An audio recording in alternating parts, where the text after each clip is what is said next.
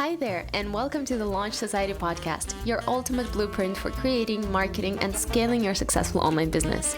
I'm your host, Anastasia Ushakova, and I'm a launch strategist and online course consultant with experience in working on multiple seven-figure online courses, online marketing campaigns that resulted in six-figure days, and all sorts of digital products, from ebooks to online courses, VIP masterminds. And in this podcast, I'm spilling all the tea and sharing all of the strategies to build a thriving online business with you. So when you're thinking about successful online courses, what is the first thing that comes to your mind? Fancy launch plans, elaborate marketing strategies, selling tactics to boost enrollments? Well, all of these are definitely important for your bottom line, but what if I told you there is a crucial component of your online course that rarely gets talked about in a launch community, but that is key to making your course wildly successful in the long run? It's the component all of the biggest players in the online course space know and utilize, and it has nothing to do with marketing or promotion. It's your course design, curriculum, and the structure of your program. So how can your course program contribute to your revenue, and what steps do you need to follow to create a stellar curriculum? Well, that's exactly what this episode is all about. Today, I'm joined by Vix Meldrew, who's a content and course strategist, ex-primary school teacher turned serial entrepreneur with experience in service-based and product businesses. Since leaving teaching in 2018, Vix has created content that's been seen by millions, has made it onto MTV's list of influencers to watch in 2017, worked with global brands like Pinterest, Microsoft, and later, and taught over 8,000 students in her programs. So she definitely knows how to create a program that gets students results. She now helps coaches and service-based businesses create transformational courses so that they can attract raving students, and in this episode, Vix went all out with tangible hands-on tips on how you can do just that. I recommend you grab pen and paper or make sure you make notes on your phone or laptop because this episode is packed with tangible takeaways and insights. And as you're listening, take a screenshot and tag me with your biggest takeaway at It's Anastasia Ushakova because it would really make my day. Okay, let's jump right in. Vix, thank you so much for joining me today on this podcast. I'm so excited for our talk today. For the listeners in our audience who haven't heard about you yet, you are a primary school teacher turned full-time content creator turned serial entrepreneur, and your latest business endeavor, which I'm personally super excited about, the Course Confident program, centers around designing and delivering transformational online courses. But you've also had a dating blog, a membership for creative business owners, and a marketplace for eco-friendly and sustainable dog brands. That's quite a journey. Talk about a multi-passionate entrepreneur. Tell us a little bit more of how did you get where you're currently at? Yeah, I feel like it's been a bit of a journey to get here. So I used to be a primary school teacher, like I mentioned, and it got to like 2014, 2015. I was obsessed with bloggers, YouTube, just loved like consuming kind of content. And I had a kind of 6-week holiday break, and I was like, oh, I could start my own blog. Like I really loved like fashion and lifestyle blogs. So I started doing that. And then I had a few like life events that happened one after the other. And it really kind of played with my mental health. I found myself single for the first time in like forever. So I was like, oh, I'm going to turn this into like a dating, mental health, single girl, personal development type blog. And that's where things kind of just took off and started to work with brands, be featured in like news and radio and media and all that kind of stuff. And so then the brand work kind of built and built and built. And it got to the point in kind of like 2018 where I was like, oh, I'm kind of earning the same that I earn as a teacher, and I'm not getting any younger. I could give this a go as like a full-time business and see what happens. And if it goes well, great. If it doesn't, I can always go back to teaching. So in 2018, I started out as like a full-time content creator, and I had loads of people in my community kind of come to me and be like, you're not the stereotypical influencer. You don't have 10,000 followers. Like, you've just got a really small, but dedicated and loyal community. How have you done this? So I was like, I love teaching. I started teaching about how to build your blog, how to grow an email list. And I just fell in love with like online education. Then in 2018, I launched my membership, which was originally to help kind of bloggers and influencers create content to build their businesses. But then when the pandemic happened, I had tons of small businesses join, coaches, service providers, product-based businesses join, because they all wanted to learn how to use content to build these big online businesses. And we kind of grew from there. At our peak, we had over 1,200 active members. We partnered with Pinterest, we partnered with Reward Style and Shop Style, all of these like fantastic platforms to help teach our community how to keep building their businesses. But at the same time, I was investing like a lot into my own online learning, joining coaching programs, masterminds, doing online courses. And I started to notice a few kind of things, started to have conversations with other educators in this space. And then at the beginning of 2021, I invested the most I've ever invested in an online program. And it was nothing like it was described on the sales page. I almost had to get my legal team involved to get myself out of the program because it was completely missold. And that was where my like passion kind of reared the most, because I was talking about it with my coach and she was like, this is the problem, Vix. Like, you know, people are building these online courses without any understanding of how to actually teach people and how to actually help people learn. So they're kind of making all of these big sexy promises and saying that you're going to change this and change that, but then they don't have the skills to actually facilitate that transformation. She was like, you are an online teacher, like you have taught so much, you always get, you know, good reviews and people like love learning from you. Like, this is what you should be doing. You should be helping course creators, coaches with the actual teaching and learning so that they can make sure that the programs they're promising people, the transformations they're promising people, can actually happen. So that was that. Yeah. So all of 2021, I was working with online course creators, doing my market research, working with people kind of behind the scenes to kind of figure out, as a course creator, like, where do you feel your confidence and your skills when it comes to like facilitating learning? Where is that lacking? So yeah, over a year of research, kind of putting it all together, kind of understanding, this is what happens when somebody joins your program and doesn't engage, and this is how they feel and this is how you feel. And then Course Confident was born from there. So exciting. And before we dive into the hot topic of why course design is so important, I want to dig a little bit deeper into the one thing you said is that when you started making money off your online presence, you had less than 10,000 followers. So for a lot of people in the audience, I mean, we're talking to online course creators, we're talking to service providers, and they know that, but there's still, I feel like, this notion of, oh, when I hit a certain milestone, when I hit a certain number of followers, selling will just become easy.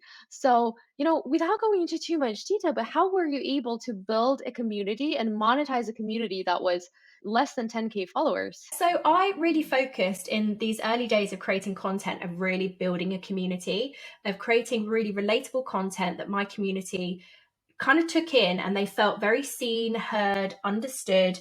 It was very relatable. It was very attainable. Everything that I was kind of sharing was like, oh, okay, I can see myself in this. I can see that if I follow this, I will have similar results. Or if I just put myself out there, like Vix has put herself out there, that I might be able to try and do something like this. So I think that was the key. Like, at any stage or size of audience, it's almost actually the bigger the audience you get, the harder it becomes. Because when you have a smaller audience, they're so almost like the audience is very niche to you. Like, they feel a lot closer.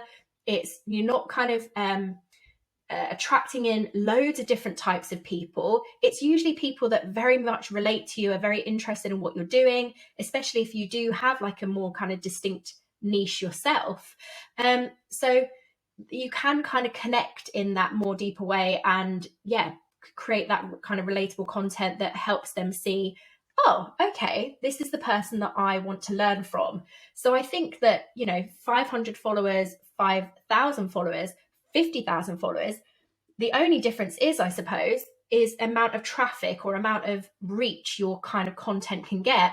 And then from there, how do you then connect with the people? But as long as you're creating content that's always trying to connect with people, then you will be able to monetize it and you will be able to bring people into your products or programs. Oh, I love that. I love that point about connection because if you're not able to build a connection with 50 people, how do you expect this to get better when you have 50,000 people? But jumping back on the topic of the course design, you've mentioned one sentence that really resonated with me. You said you bought into a program that you were so disappointed in, that was completely oversold, that didn't deliver or any of the expectations. And I feel like for a lot of course creators, especially first time course creators, that's a big pain. They want to serve their audience, but they're so afraid that they're going to disappoint them. So, what do we need to care about when we're designing our courses? What do we need to keep top of mind when we create our program? Yeah, definitely. And I think the kind of traditional way that course creation is taught doesn't really help us, because we're kind of taught that to dump all of our knowledge onto a notepad, onto post-it notes, and then kind of try to arrange them into some sort of logical order. And then essentially our trainings are us just regurgitating what's on our post-it notes or what's in our notes. So then what happens is we're just transmitting knowledge.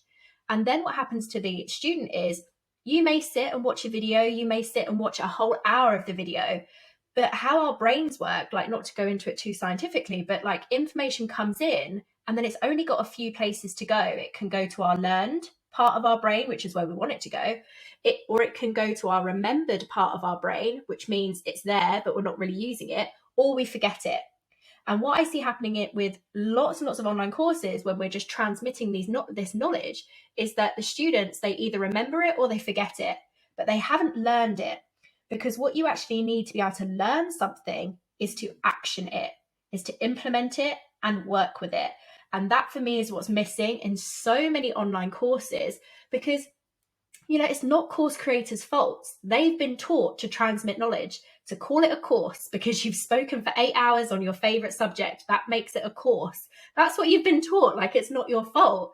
But the real way to facilitate learning is to make sure that your students are actually taking action on what it is that you're teaching them. And that's what they need to focus on. Oh, I really love this. And I guess everyone thinking back to the transformational learning experiences in their lives or the courses that they took can now instantly remember that one course that maybe made a difference, or a billion other courses that you sort of watched, like you said, you remember what it was about, but it just never really sank in.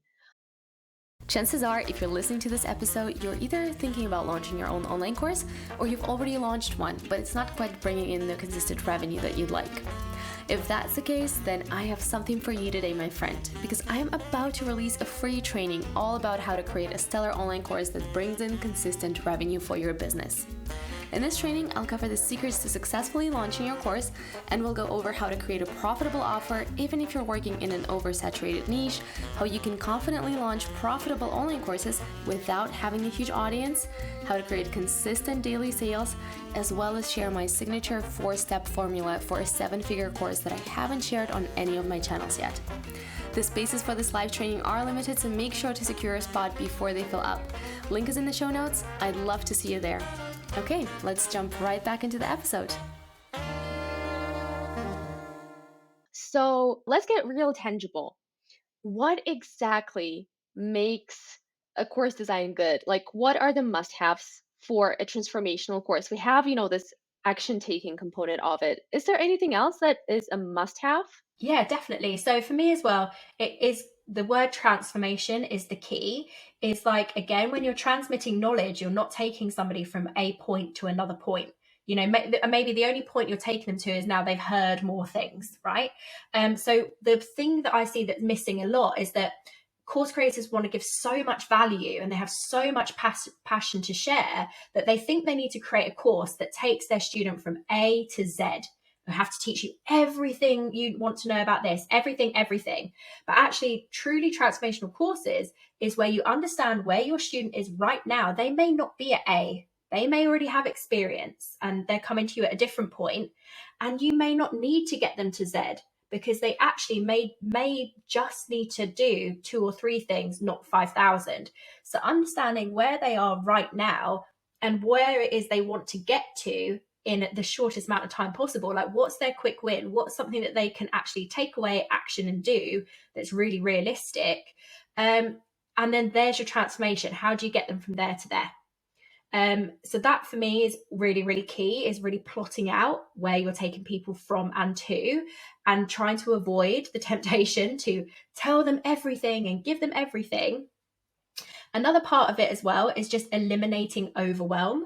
As adults, we do not like to, we don't even have the time or the energy to sit and listen to 12 hours of video without doing anything.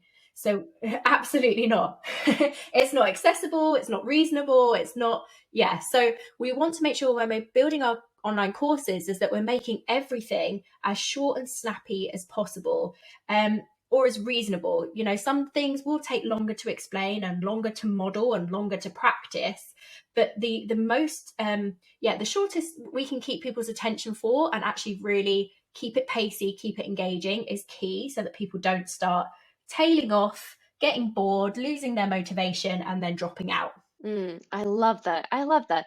And I feel like this is true for course creators and generally speaking, all service based businesses, because once someone gives you their hard earned money and you're like, well, I've got paid, so I better make it worth their money. And you dump all of your knowledge on them. And sometimes people don't even need that. And they're getting even more overwhelmed than they were at the beginning. And you're actually doing yourself and your clients a disservice. So I really love that you mentioned that. But on the flip side, we've talked about the must-haves for a transformational course. What are some of the most common mistakes that you see course creators make? The absolute no-goes that no one talks about? Yeah, it's absolutely that knowledge transmission side of things. And to go even further on that, it's like we've all downloaded those courses where the course creator comes up and they're in a video like this. There's no illustrations, there's no animations, there's no writing, there's no pictures. It's just their head talking for 45 minutes, an hour. Not only is it super inaccessible to all of the different learning types, sorry to say it, it's just plain boring. People are going to, it's going to become like wallpaper. People are going to zone out. It's just not going to hold attention. So I definitely see that as one of them.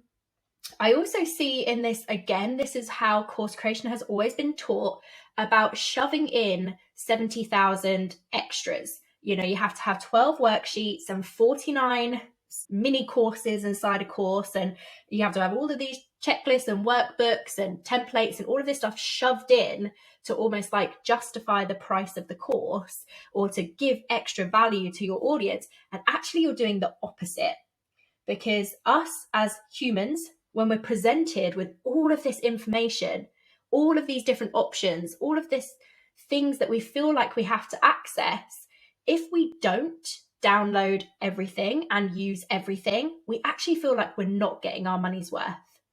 So that's that thing. But it's also just super overwhelming. Like, we've joined this program because we want to have one transformation. We want to change our state on this one thing. And now you're telling me I won't be able to do that unless I've completed like 17 workbooks and 400 checklists. Like, and that's just going to be a no, I can't do this right now. It's going to be, I haven't got the time, energy, capacity to do this right now because you totally overwhelm me. And then it gets what I call stuck on the later base. Like, I'll come back to it later. And then you never do.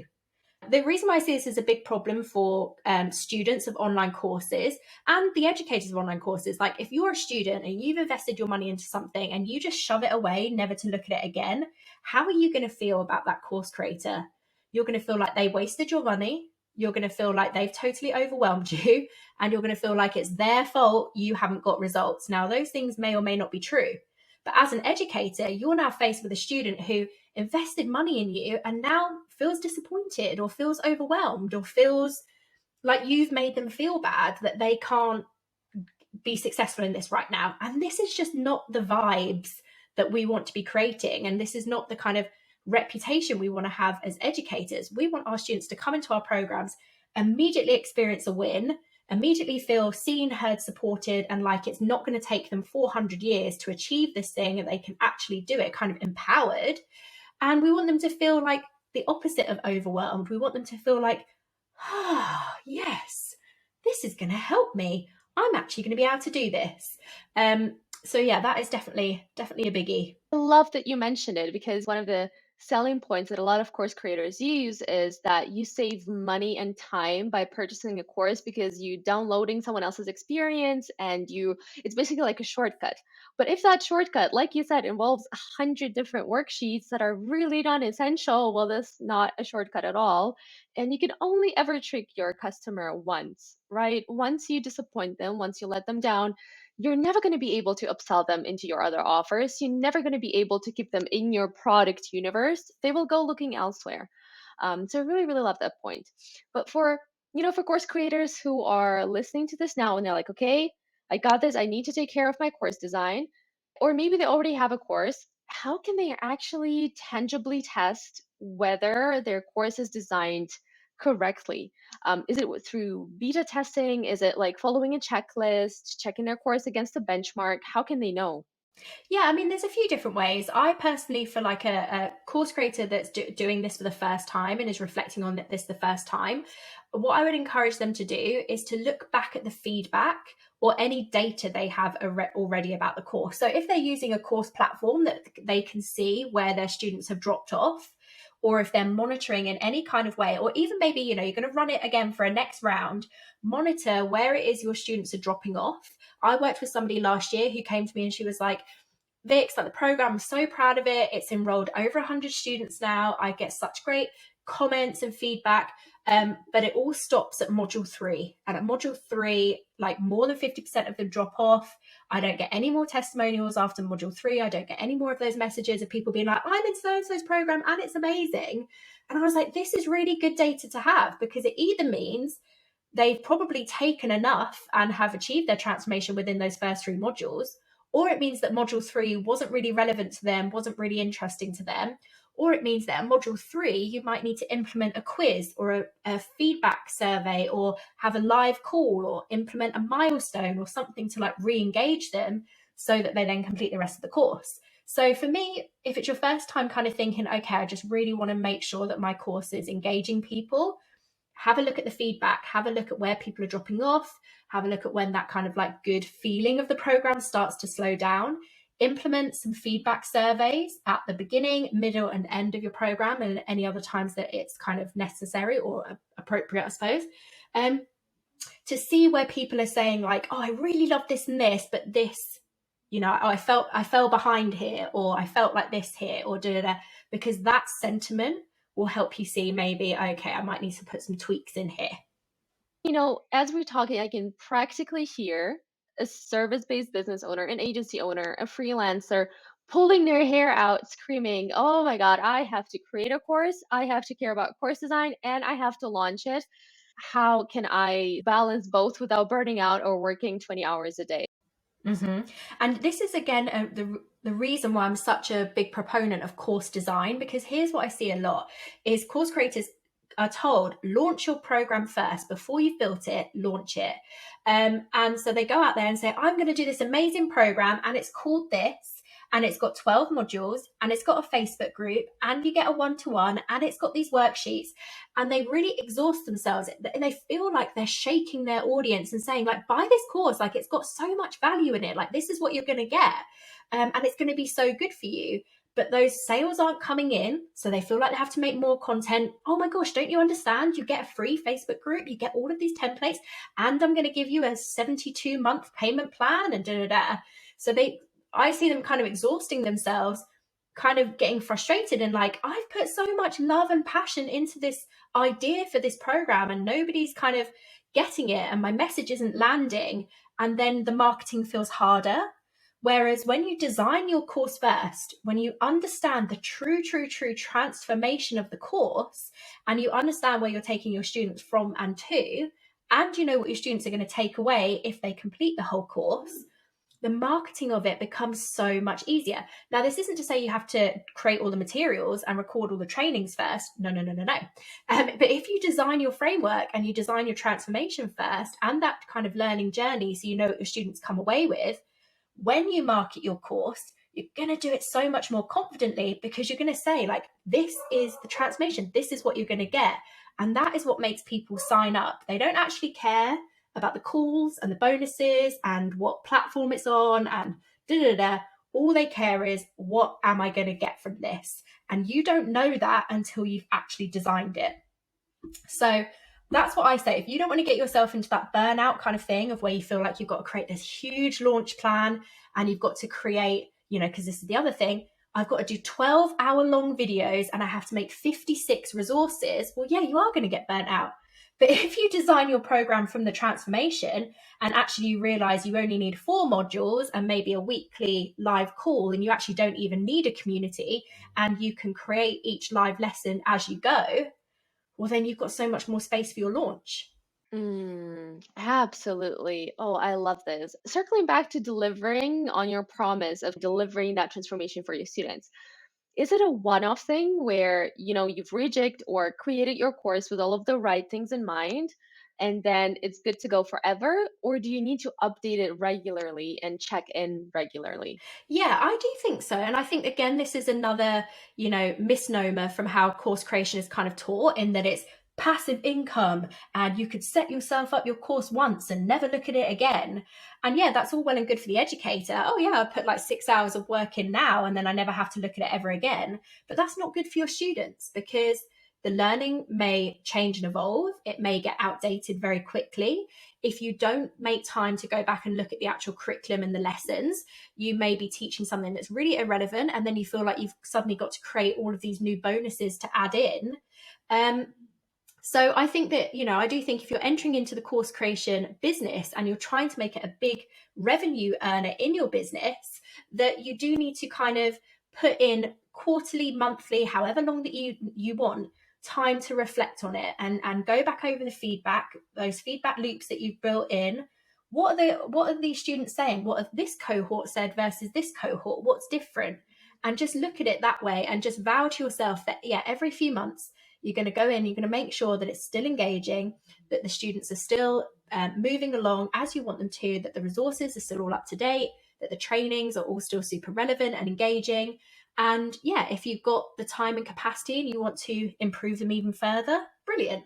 And then, once it's, you've got your whole systems in place, and that's how you can turn it evergreen, and that's how you can make it more passive, sure, but it doesn't mean set it and forget it forever.